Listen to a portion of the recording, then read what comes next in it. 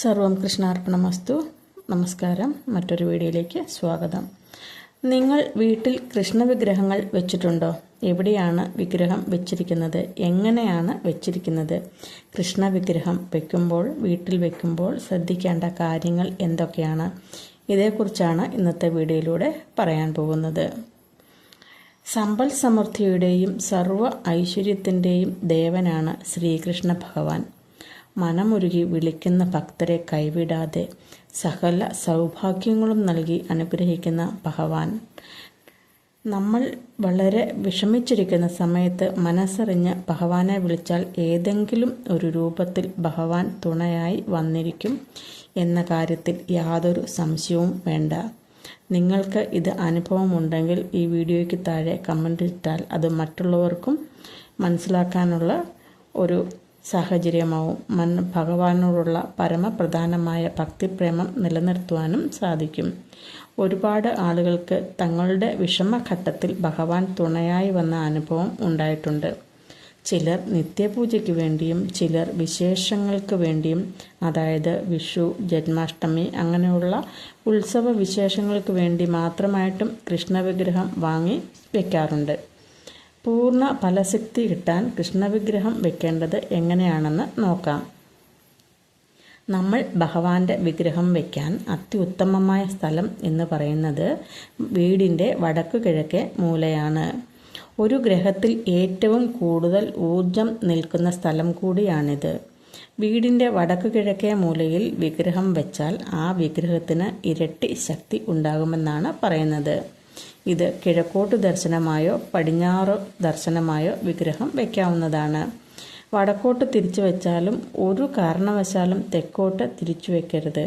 പിന്നെ ശ്രദ്ധിക്കേണ്ട ഒരു പ്രധാന കാര്യം, ഈ വിഗ്രഹമോ ചിത്രമോ വെക്കുന്നത് ഒരു ബാത്റൂമിൻ്റെ ഭിത്തിയുടെ വശത്ത് ആയിരിക്കരുത്. ഭാര്യ ഭർത്താക്കന്മാർ കിടക്കുന്ന മുറിയുടെ ഭാഗത്തും വെക്കരുത്. ഇനി വിഗ്രഹം വെറുതെ നിലത്ത് വെക്കാനും പാടില്ല. ഒരു പീഠത്തിലോ തളികയിലോ വേണം ഭഗവാന്റെ വിഗ്രഹം വയ്ക്കാൻ. ഒരു കാര്യം പ്രത്യേകം പറയട്ടെ, പൊട്ടിയ വിഗ്രഹം ഒരു കാരണവശാലും വീട്ടിൽ വെക്കരുത്. അതിപ്പോൾ നിങ്ങൾക്ക് എത്ര പ്രിയപ്പെട്ടതായാലും എത്ര വില കൊടുത്തു വാങ്ങിയതായാലും പൊട്ടിയ വിഗ്രഹം വീട്ടിൽ വെക്കാൻ പാടില്ല.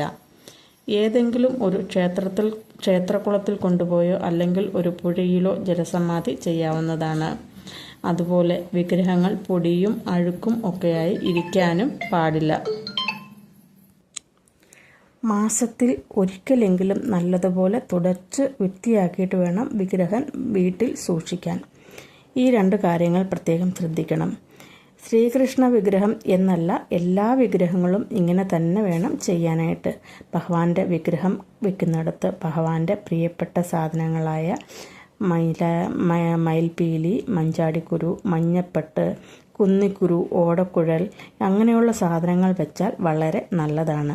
അതുപോലെ തന്നെ നമ്മളുടെ തലയ്ക്ക് മുകളിൽ പൊക്കം വരുന്ന രീതിയിൽ വിഗ്രഹം വെക്കാൻ പാടില്ല. ഒരു മഞ്ഞപ്പട്ട് വാങ്ങി ഭഗവാനെ ചുറ്റി വയ്ക്കുന്നത് വളരെ നല്ലതാണ്. ഈ വിഗ്രഹം കണ്ട് സന്ധ്യയ്ക്ക് തൊഴുതാൽ ധനസമ്പത്ത് ഉണ്ടാകും എന്ന് പറയുന്നു. നിങ്ങളുടെ വീട്ടിലെ കൃഷ്ണവിഗ്രഹത്തിൽ ഓടക്കുഴൽ ഉണ്ട് എന്നുണ്ടെങ്കിൽ വേറെ വാങ്ങി വെക്കേണ്ട. ഓടക്കുഴൽ ഊതി നിൽക്കുന്ന ഭഗവാനെ കണ്ടു തൊഴുതാൽ ഗൃഹത്തിൽ ശാന്തിയും സമാധാനവും ഉണ്ടാകും. പലർക്കുമുള്ള ഒരു സംശയമാണ് ഓടക്കുഴൽ ഊതി നിൽക്കുന്ന ശ്രീകൃഷ്ണ വിഗ്രഹം വീട്ടിൽ വെക്കാമോ എന്ന്. ഞാൻ പോയിട്ടുള്ള 2-3 വീടുകളിൽ അവിടുത്തെ കൃഷ്ണവിഗ്രഹത്തിലെ ഓടക്കുഴൽ മാറ്റി വെച്ചിരിക്കുന്നത് കണ്ടു. ചോദിച്ചപ്പോൾ അവർ പറഞ്ഞത്, ഓടക്കുഴൽ വെച്ചാൽ ഭഗവാൻ പണം ഊതിക്കളയുമെന്നും ഓടക്കുഴൽ ഊതി നിൽക്കുന്ന സമയം ഭഗവാൻ നമ്മളെ ശ്രദ്ധിക്കില്ല എന്നൊക്കെയുമാണ്. ഭഗവാന് തൻ്റെ പ്രിയപ്പെട്ട ഭക്തരെ ശ്രദ്ധിക്കാതിരിക്കാൻ ആകുമോ? തൻ്റെ ഭക്തരുടെ പണം ഊതിക്കളയാൻ ആകുമോ? ഭഗവാന്റെ പ്രിയപ്പെട്ട ഓടക്കുഴൽ ഇല്ലെങ്കിൽ ഭഗവാൻ അപൂർണനാണ്. അങ്ങനെയുള്ള അഭിപ്രായങ്ങൾ മുഖവിലയ്ക്ക് എടുക്കരുത്. നിങ്ങളുടെ വീട്ടിൽ കൊച്ചുകുട്ടികൾ ഉണ്ടെങ്കിൽ പൂജാമുറിയിൽ ഒരു ഉണ്ണിക്കണ്ണൻ്റെ വിഗ്രഹമോ ചിത്രമോ വെച്ചാൽ കുട്ടികളുടെ ബാലാരിഷ്ടത മാറാനും വാശി മാറാനും പറഞ്ഞാൽ കേൾക്കാനും ബുദ്ധി ഉണ്ടാകാനും പഠന മികവ് ഉണ്ടാകാനും ഒക്കെ വളരെ നല്ലതാണ്. ഗോപാലകൃഷ്ണ വിഗ്രഹം വെച്ചാൽ ദാരിദ്ര്യം ഉണ്ടാകുകയില്ല. കൃഷ്ണവിഗ്രഹം വീട്ടിൽ വെച്ചിട്ടുള്ളവർ ഭഗവാന്റെ പ്രിയപ്പെട്ട പാൽപ്പായസം ഇടയ്ക്ക് നേദ്യമായി ഭഗവാന് സമർപ്പിക്കുന്നത് വളരെ നല്ലതാണ്. ഏകാദശി, അഷ്ടമി, രോഹിണി അങ്ങനെയുള്ള വിശേഷ ദിവസങ്ങളിൽ പ്രത്യേകിച്ചും ചെത്തി, തുളസി, മന്ദാരം, താമര ഇതൊക്കെ ഭഗവാന് പ്രിയപ്പെട്ടതാണ്. ഇത് നിത്യവും മാലയായോ പൂക്കളായോ സമർപ്പിക്കാവുന്നതാണ്.